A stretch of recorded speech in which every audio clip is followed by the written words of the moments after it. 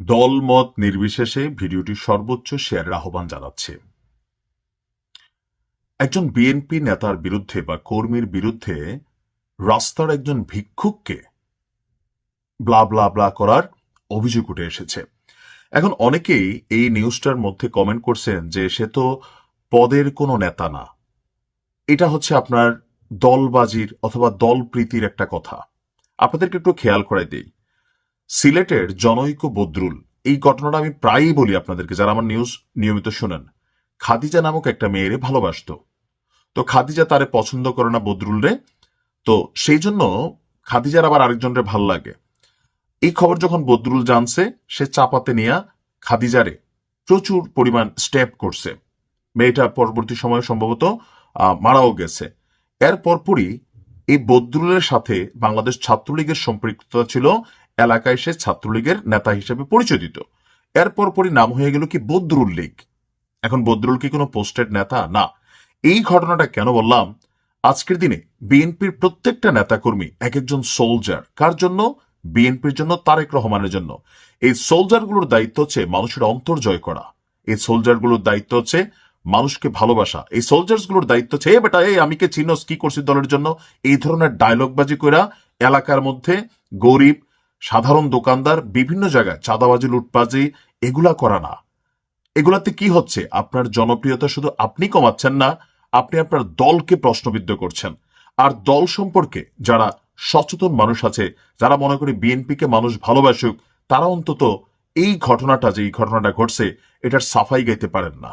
আমরা চাই ঘটনাটা বিএনপির সর্বোচ্চ পর্যায়ে যাক এবং বিএনপি দলগতভাবে তার বিরুদ্ধে ব্যবস্থা নিক। কুমিল্লা নিউজ সহ বেশ কিছু জায়গায় এই ঘটনাটা আসছে, যেটা নারায়ণগঞ্জের সোনারগাঁতে ঘটছে এই চাঞ্চল্যকর ঘটনা।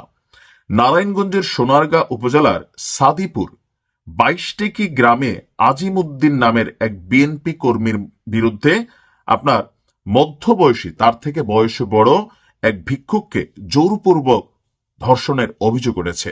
চিন্তা করছেন কি পরিমাণ নৈতিকতা নষ্ট হয়েছে? মনে করছে রাস্তার ভিক্ষুক, কার কাছে বিচার দিবে? বিচার আর কোথায় পাবে? বড় লোকের বা ভালো পরিবারের মেয়েদেরকে তো ধর্ষণ করে এই দেশে এখন মানে এটা ট্যাকেল দেওয়া যায়। ধর্ষণের বিপরীতে আমরা শেখ হাসিনার কাছে চাইছিলাম তিনি যেন একটা ফাঁসির সিস্টেম করেন, তো ডক্টর ইউনূসের সরকার আসলো, এখন এক ধরনের আমাদের আলেমতন্ত্র চলতেছে, কিন্তু এটার ব্যাপারে কারোর কোনো বক্তব্য নাই। এটা আপনি খেয়াল করছেন? এটা কেউ চায় না সম্ভবত। বিগত 4 দিন বিচারের আশ্বাস দিয়ে সোনারগাঁও থানা বিএনপির ছাত্র বিষয়ক সম্পাদক সোহেল রানা এই ঘটনাটিকে আবার ধামাচাপার চেষ্টা করছেন। কেন? আজিমউদ্দিন আর সোহেল রানা সম্ভবত বন্ধু। ভুক্তভোগী ওই ভিক্ষুক সর্বশেষ গত শনিবার রাতে বাদী হয়ে সোনারগাঁ থানায় একটা অভিযোগ দায়ের করেন। এই ঘটনায় ওই এলাকায় চরম ক্ষোভের সৃষ্টি হয়েছে। ঘটনার পর থেকে অভিযুক্ত আজিমউদ্দিন তার ব্যবহৃত মোবাইল ফোনটি বন্ধ করে সে আত্মগোপনে চলে গেছে। তার কোনো ছবি নাই, থাকলে আমি এখানে অ্যাড করে দিতাম, তারে খুঁজে বের করা সোজা হইতো। থানায় দায়েরকৃত অভিযোগে ভুক্তভোগী ওই ভিক্ষুক বক্তব্য দেন যে তিনি একজন শ্রবণ এবং বুদ্ধি প্রতিবন্ধী, অর্থাৎ কানেও শোনেন না, আবার বুদ্ধি প্রতিবন্ধী, কিছুটা মানসিক ভারসাম্যহীন। তার স্বামী জালালউদ্দিন 6 মাস আগে মারা যান। তিনি মানুষের বাড়িতে বাড়িতে গিয়ে ভিক্ষা করে জীবিকা নির্বাহ করেন।